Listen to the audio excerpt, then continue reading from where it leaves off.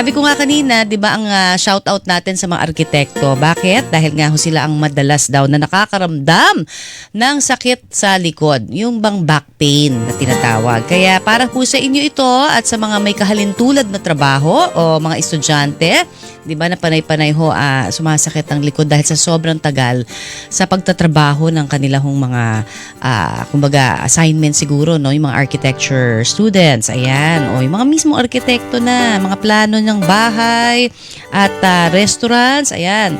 O eto na ha, sa atin po namang umagang ito, syempre kailangan may gagabay na Pinoy MD. At ang ating pong Pinoy MD napakagaling, ano, kasi isa po siyang physical medicine at rehabilitation specialist. Ayan, nakikita niyo ho, no, sa inyong mga TV screens, ha, si Dr. Cristina Cariza Calibag, no. Si Doktora ho ay nagtapos ng nursing bago siya naging doktor at natapos po niya ang kanyang residency training sa rehab medicine mula sa UPPGH. Active member din po siya ng Philippine Academy of Rehabilitation Medicine dyan sa may Binyan Medical Society. Maliban sa pagiging doktor, isa rin po siyang scuba diver. Yan, ang galing naman. Kaya i-welcome na natin sa Pinoy MD sa Double B si Dr. Cristina Cariza Calibag. Good morning and welcome po sa Pinoy MD sa Double B. The doctor is in. Doktora. Hi, Miss Connie. Yes. You can call me Cariza na lang. Medyo mahaba kasi yung name ko. Opo, No? Doktora Cariza. Yan, Doktora Cariza. Good morning and welcome ulit. Oo, eto na nga kasi marami hong nag-request talaga nito dahil alam niyo na pag pinag-usapan ng back pain, napakahirap niyan. So, isa-isahin natin, paggagabay daw yung mga arkitekto natin. Ano ba yung mga posible kayang ginagawa nila, no? Yung mga possible na cause ng ating pong pagkakaroon ng back pain. Yes, actually, when we talk about back pain, no, marami talaga itong pwedeng pagmulan or maging sanhi. So, the most common ones that we encounter, yan yung tinatawag nating mga mechanical back pain or muscular strain. Yes, Doktora. Dahil sa poor posture, dahil matagal tayo nakupo, no? Or nakatayo, and sometimes because of poor body mechanics kapag tayo nagbubuhat, no? So, yung back pain din natin, maraming ibang sanhi yan. So, meron yung parang naipitan ka ng ugat, no? So, from likod, parang yung pain tumutugon hanggang puwetan or diba? So, yan yung mga radicular type natin or yung neuropathic kind of pain. Meron din naman mga serious type na or serious causes of your back pain tulad ng malignancy, fracture, pwede yung infection, no? So, yung POTS disease o yung TB sa buto. Yan, pwede mag-cause ng back pain yan. And of course, meron din yung autoimmune type o yung parang autoimmune siya na ina-atake niya yung buto natin sa likod. So, inflammatory type of back pain siya. I see. Naku, mukhang... Okay, mukhang medyo intermittent lang yung atin pong signals. Pero go ahead po. Nabanggit ninyo iba-iba, no. So may mga sabi niyo may simple, tapos meron din naman talaga na sakit na. Kumbaga na mas matindi. Okay, sige. So yung in terms of posture, sabi nung ating mga architects na nag-request nitong topic na ito, paggabay naman daw sila, meron bang tamang posture, no, na kailangan nilang sundin para hindi daw sumakit naman ang kanilang mga likod? Actually, magandang tanong yan, Miss Connie, no? So, for our friends in the architectural industry, syempre, kapag brainstorming na or planning, diba? Madalas na silang nakaupo dahil gumagawa ng design. Actually, this holds true also for other professionals or ibang mga kapuso natin na yung nature of work ay palaging nakaupo or nagko-computer. So, ano ba tama yung position? So, unang-una, dapat yung screen on your computer, no, kailangan eye level. Pangalawa, dapat yung balikat natin medyo relax siya, no? Dapat yung lamesa medyo na-adjust accordingly para hindi masyadong strained yung balikat natin. Also, yung siko, yung tuhod, kapag nakaupo, dapat naka 90 degrees or parang naka-bend na parang letter L, no? So yung keyboard din dapat medyo nasa elbow level natin at nakalapat ang mga paa. Yung chairs, yan, yung upuan natin, very important na may sandalan hanggang doon sa may scapular area o yung sa parang palikpik natin, no? Dapat yung supported siya talaga, and dapat yung inuupuan firm, hindi masyadong matigas, hindi din masyadong malambot. I see. So very important po talaga yung office ergonomics or yung school or office setup natin para maiwasan yung Oo. Pero normal lang ba daw? Ang mga tanong kasi dito, yung normal lang ba daw na sumasakit din yung neck, 'di ba? Minsan shoulders, hindi lang likod eh. Minsan nga daw, sabi nung iba doktora, pag nag-bend sila forward, sumasakit na yung likod nila. Ano bang mga dahilan kaya nun? Yes, correct yan, no? So, kapag tayo ay nagbe-bend forward or yung po, no? So, yung motion kasi na yan, mostly nangyayari doon sa thoracolumbar level. Ngayon, kapag tayo ay nag-bend, no?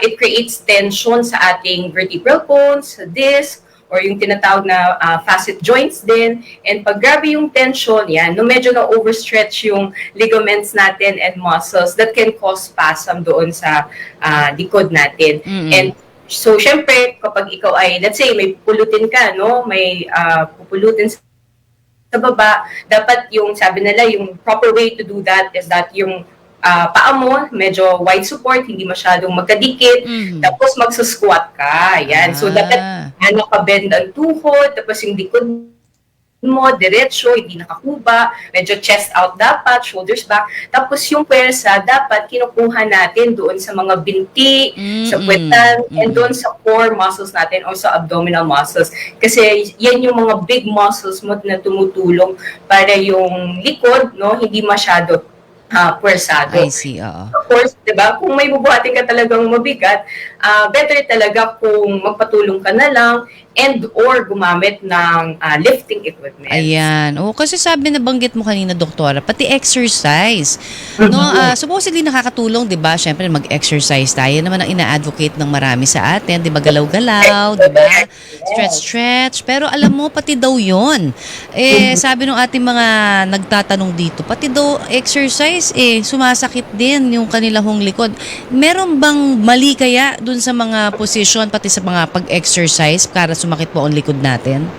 Okay, so like mentioned kanina, no, so yung likod natin kapag hindi siya nasa anatomical or normal position, pwede talaga magkaroon ng exercise ng overstretch. Yes, yung back ligaments and yung muscles natin. So, pwede mag-cause yan ng injuries. So, yung architects natin na nagtitwisting movements, let's say, ang tanong dyan, during exercise ba to? May weights ba? Kasi kung meron, syempre additional load yun, di ba? Kapag yes, oo. And also, baka naman, yes, doktora? meron ding existing, no? Existing na sila. Hello? Go ahead. Minsan nawawala lang, opo. So, depende sa load, no? Pati siguro, 'di ba, sa bigat ng kanilang weights.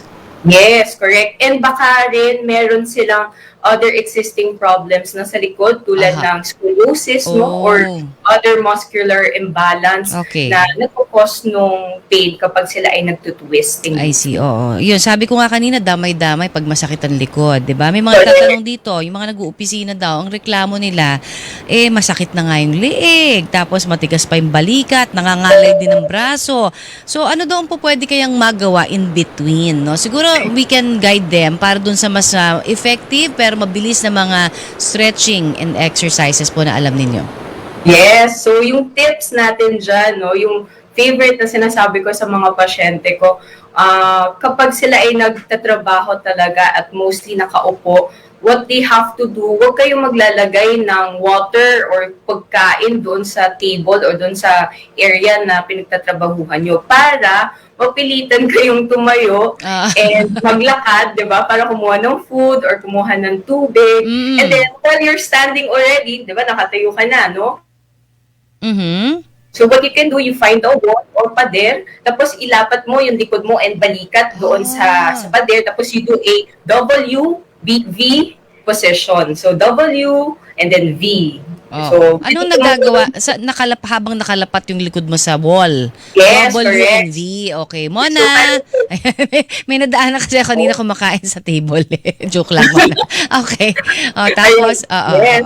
Ayun. So, you can do that siguro mga 10 counts, 10 to 20 counts, tapos you can go back to your seat na. Mm-mm. Pero kung, let's say, nakaupo ka, pwede ka pa rin naman mag-stretching. So, what you can do, habang nakaupo, yung isang kamay mo, let's say, nakahawak doon sa chair, Apo. tapos let's say, yung kanan, medyo imumove mo lang yung head mo, patagilid, tapos forward, tapos isa-stretch mo siyang paganyan. Ayun. Ayun. Ayun. Tapos you can do that to the others Side side naman. also. Oo, Tapos, yan. yes, kailangan weight shifting ka kasi habang nakaupo rin. Yan. So, basta ang importante, constantly shift your weight. Huwag palaging naka-isang position lang. Oo. At saka, wag tayong basta magpakakampante dahil nakaupo, hindi ba? Kumbaga, tayo-tayo din tayo, stretching Yes. from time to time. Correct. Siguro mga 20 minutes, no? Ng tuloy-tuloy na trabaho, tas mag-stretching na, doktora. Yes, every 10 minutes. Ayun. So, ang dami natin natutunan. Pero syempre, pagdating naman doon sa hindi na maibsan,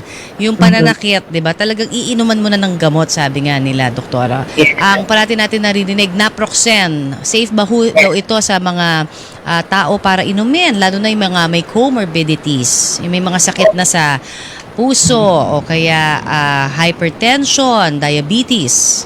Yes, okay. So, kapag hindi na talaga maiwasan na nagkaroon na ng back pain, no? So, what we can do, pwede tayo mag-hot or warm compress, pwede rin cold compress, no? And syempre, inuman ng gamot. So, si naproxen, tulad ni naproxen, isa itong uri ng NSAIDs or yung non-steroidal anti-inflammatory Doktora. drugs mo. So, ito yung umutin ng hello? Yes, go ahead, doktora. Yes. So, ito yung gamot natin or klase ng gamot na nakakatulong para magbigay lunas sa nararamdamang sakit sa likod or sa other joints. And syempre, importante sa pasyente na mabisa at mabilis yung action ng gamot Yes. for faster pain relief. Oo. And dapat talaga, hindi lang siya mabilis, dapat long-lasting effect din yung gamot for better quality of life. Para, di ba, makabalik sila sa day-to-day Oo. activities nila nang walang iniindang Ay, sakit importante. sa likod. Napaka-importante nun. Pero syempre yung iba, hindi naman diagnosed, di ba? Na may sakit pala sila sa puso o hypertension sa family. Pero meron silang, kumbaga mga kamag-anak na meron ito. Okay lang din ho, na minom sila over the counter naman itong naproxen.